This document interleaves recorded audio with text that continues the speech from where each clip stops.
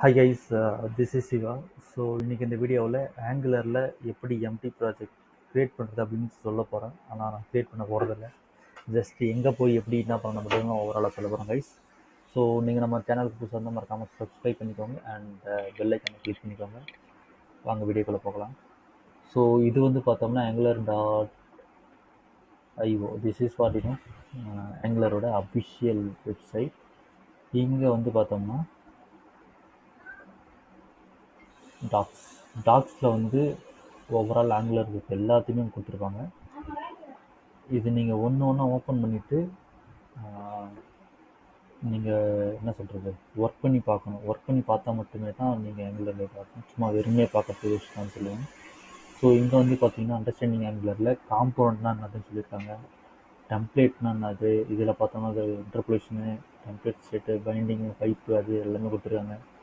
டிபெண்டன்சிஸ்னா என்னது, service create பண்ணுறப்போ அதுக்கு சில ஏதாவது தேவைப்படும், அதுதான் என்னது, எல்லாமே இருக்குது. டெவலப்பர் கைடில் பார்த்தோம்னா ரவுட்டிங் என்னது, ஃபார்ம்ஸ்னா என்னது, ஹெச்டிபி, கிளைண்ட்டு, எல்லாமே வந்து சர்வீஸு எப்போ இருக்கிற எல்லாம் கொடுத்துருக்காங்க.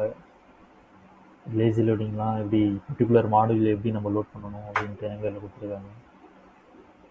ஸோ கைஸ் என்னென்னா, நீங்கள் எல்லாத்தையுமே ஓப்பன் பண்ணிவிட்டு அதை படித்து பாருங்கள். படித்து பார்த்துட்டு அதில் இருக்க மாதிரியே ஃபாலோ பண்ணி ஒர்க் பண்ணி பாருங்கள். ஒர்க் பண்ணி பார்த்தா மட்டுமே தான் நான் அண்டர்ஸ்டாண்ட் ஆகும். சும்மா விரும்பியாக பார்க்கறதுக்கு நான் ரொம்ப வேஸ்ட்டு தான் சொல்லுவேன். ஸோ கைஸ் இது எப்படி செட்டப் பண்ணுறது பார்ப்போம். இது எப்படி ஆங்குலரில் எம்டி ப்ராஜெக்ட் க்ரியேட் பண்ணுறது அப்படின்ட்டு சொல்ல தான் போகிறேன். ஸோ இது ப்ரீ ரெக்வஸ்ட் பார்த்தோம்னா ஜாவா ஸ்கிரிப்ட்டு தேவை, HTML CSS தேவை. டைப் ஸ்கிரிப்ட் இல்லாமல் கூட நம்மளை ஒர்க் பண்ண முடியும், பட் அதுவும் தேவை தான். நாட்டை கொடுத்துருக்காங்க. ஸோ இதில் வந்து இனிஷியலாக நீங்கள் ஆங்குலரில் எம்டியாக க்ரியேட் பண்ணணும் அப்படின்னா நோடு.js கண்டிப்பாக தேவைப்படும். ப்ளஸ் npm பேக்கேஜ் மேனேஜர் கீழே கொடுத்துருப்பாங்க பாருங்கள். இது வந்து npm install -g @angular CLI. Angular CLI இல்லாமல் ஆங்குலர் ப்ராஜெக்ட்டை க்ரியேட் பண்ணவே முடியாது. ஸோ இங்கிட்ட வந்து -gன்றது குளோபலாக அது இன்ஸ்டால் பண்ணுறது, அதான் -g. கீழே வந்து பார்த்தோம்னா அது ஆங்குலர் CLI இன்ஸ்டால் பண்ணிட்டதுக்கப்புறம் ng நியூ அண்ட் தென் இது தேர்ட் ஒன்று வந்து நம்ம ப்ராஜெக்டோட நேமு. ஸோ என்ன நம்மளுக்கு தேவையோ அதை நம்ம கொடுத்துக்கலாம். அதுக்கப்புறம் இது வந்து கொஞ்சம் டைம் ஆகும் based on your net connection.